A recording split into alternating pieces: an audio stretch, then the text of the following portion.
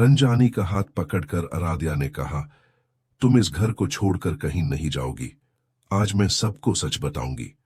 इसके साथ ही दंगाल टीवी के पॉपुलर शो माती सुंदर की आने वाली कहानी और भी ज्यादा इंटरेस्टिंग होने वाली है। कहानी शुरू होती है हॉस्पिटल के उस थानडे सेफ्ट कमरे से, जहां मशीन्स की बीप बीप आवाज दिल को डरा रही होती है। हवा में फिनिल और दवाओं की तीखी महक घुली हुई थी, जो सांसों के साथ अंदर जाकर अजीब सी बेचैनी पैदा कर रही थी।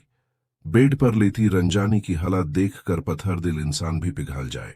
चेहरे पर ऑक्सीजन मास्क, माथे पर बंधी पट्टी से हल्का सा खून रिस रहा था। आंखें आधी खुली हुई थी, जिनमें सिर्फ डार्ड नहीं, अपनों से मिला धोखा भी साफ नजर आ रहा था। आराध्या पिछले 2 घंटे से कॉरिडोर में खड़ी थी, लेकिन जब उसने रंजानी को होश में आते देखा, वो खुद को रोक नहीं पाई। रंजानी सिर्फ उसकी जेठानी नहीं थी, बल्कि इस घर में उसकी अकेली हमदर्द थी। आराध्या भागकर बेड के पास पहुंची और रंजानी का ठंडा हाथ अपनी मुट्ठी में ले लिया। दीदी, मैं आ गई हूं, आपको कुछ नहीं होगा, आराध्या भारी आवाज में बोली। जो झूठ इन लोगों ने रचा है, मैं उसे सबके सामने लाऊंगी।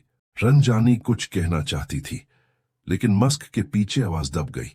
बस आंखों से आंसू बेकर तकिए में समा गया। तभी दरवाजा जोर से खुला। कमरे में दादी आ गई, घर की सबसे सख्त और ताकतवर औरत। उनके पीछे प्रथम खड़ा था, हमेशा की तरह चुपचाप। जैसे ही दादी ने देखा कि आराध्या रंजानी का हाथ पकड़े खड़ी है, उनकी आंखों में गुस्सा भर गया। तेरी हिम्मत कैसे हुई यहां आने की? उनकी आवाज चाबुक की तरह घूम उठी। आराध्या ने हाथ नहीं छोड़ा। दादी, दीदी को मेरी जरूरत है, वो कुछ कहना चाहती हैं। दादी ने आराध्या की बाजू पकड़कर झटका दिया। तू इस घर के लिए मनहूस है, निकाल यहां से। मैं नहीं जाऊंगी, आराध्या चीखी।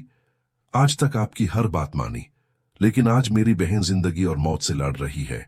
आज मैं चुप नहीं रहूंगी। उसने प्रथम की तरफ देखा, लेकिन वो नाजरीन चुरा गया। ये आराध्या के लिए सबसे बड़ा डांट था।